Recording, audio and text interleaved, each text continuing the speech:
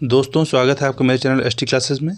क्या आप बता सकते हैं कि ब्लॉटिंग पेपर स्याही को शीघ्रता से कैसे सोख लेता है? लालटेन की बत्ती में तेल किस प्रकार से ऊपर चढ़ता है जिसके कारण लैंप लगातार जलती रहती है?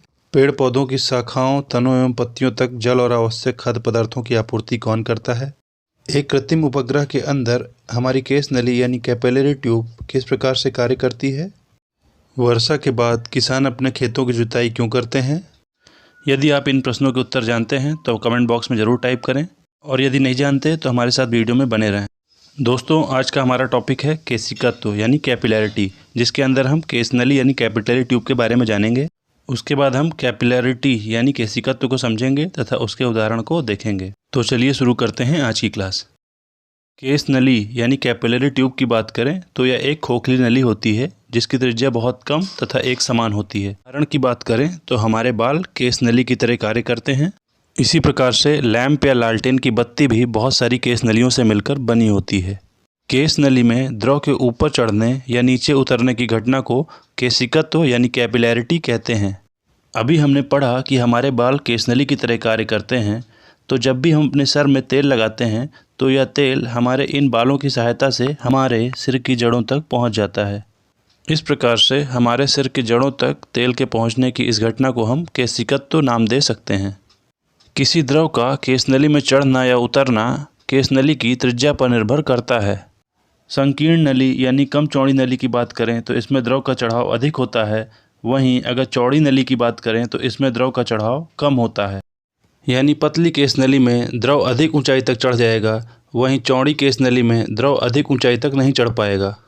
सामान्यतया जो द्रव कांच को भिगोता है वह केस नली में ऊपर चढ़ जाता है, और वहीं जो द्रव कांच को नहीं भिगो पाता वह केस नली में नीचे चला जाता है। उदाहरण की बात करें तो जैसे पानी, यानी जब केस नली को पानी में डुबोया जाता है तो पानी केस नली में ऊपर चढ़ जाता है।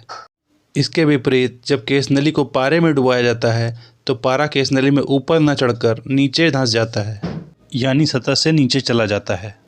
तो आइए अब देखते हैं केशिकत्व के उदाहरण को, जिसमें हमारे आरंभ में पूछे गए प्रश्नों के उत्तर भी शामिल हैं।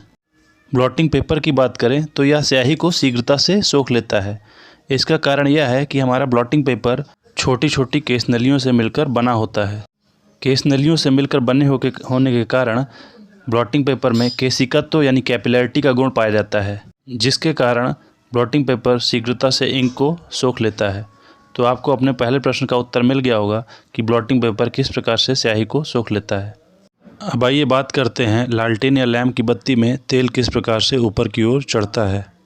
लालटेन या लैंप की बत्ती छोटे छोटे केस नलियों से मिलकर बनी होती है, जिसके कारण लैंप की बत्ती में केशिकत्व का गुण पाया जाता है। केशिकत्व के कारण लैंप की बत्ती में तेल नीचे से ऊपर की ओर लगातार चढ़ता रहता है और हमारी लैंप लगातार जलती रहती है। दोस्तों, यदि आपको वीडियो पसंद आ रही है तो आपसे रिक्वेस्ट है कि प्लीज़ चैनल को सब्सक्राइब ज़रूर कर लें।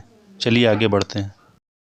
आइए अब जानते हैं कि कैसे पेड़ पौधों की शाखाओं, तनों एवं पत्तियों तक जल और भोजन की आपूर्ति किस प्रकार से होती है। पेड़ पौधों में पेड़ के संपूर्ण भाग में जल की आपूर्ति जाइलम द्वारा की जाती है तथा भोजन की आपूर्ति फ्लोएम द्वारा की जाती है। इन जाइलम और फ्लोएम का निर्माण भी बहुत सारी केस नलियों से मिलकर हुआ होता है। इन्हीं केस नलियों की सहायता से जल और भोजन पेड़ के संपूर्ण भाग में पहुंच जाता है। आइए अब जानते हैं कि एक कृत्रिम उपग्रह के अंदर हमारी केस नली किस प्रकार से कार्य करती है। हम जानते हैं कि एक कृत्रिम उपग्रह के अंदर गुरुत्वाकर्षण बल 0 होने के कारण भारहीनता की स्थिति होती है। ऐसे में यदि हम एक कृत्रिम उपग्रह के अंदर केस नली को किसी जल से भरी बाल्टी के भीतर खड़ा करेंगे तो केस नली की लंबाई कितनी भी हो, भारहीनता के कारण उसमें जल एक छोर से दूसरी छोर पर आसानी से पहुंच जाएगा। यानी हम कह सकते हैं कि भारहीनता की स्थिति में केस नली की लंबाई अनंत हो जाती है। तो अब आप समझ गए होंगे कि एक कृत्रिम उपग्रह के अंदर हमारी केस नली एक अनंत लंबी पाइप के रूप में कार्य करती है। अब आइए जानते हैं कि वर्षा के बाद किसान अपने खेतों की जुताई क्यों कर देते हैं। इसका कारण है खेतों में पाई जाने वाली रेशेदार केस नलियाँ, जिनको नष्ट करने के लिए किसान खेतों की जुताई कर देते हैं, जिससे यह केस नलियाँ नष्ट हो जाती हैं। यदि किसान खेतों की जुताई नहीं करेगा तो इन केस नलियों के माध्यम से खेतों की नमी शीघ्रता से धूप में उड़ जाएगी। इसलिए खेतों की नमी को बचाए रखने के लिए किसान अपने खेतों की जुताई करते हैं। तो दोस्तों, आज की क्लास में इतना ही। यदि वीडियो पसंद आई हो तो प्लीज़ वीडियो को लाइक करें। ऐसे ही और वीडियो के लिए चैनल को सब्सक्राइब करें। दोस्तों, यदि कंटेंट पसंद आया हो तो अपने दोस्तों के साथ भी शेयर करें।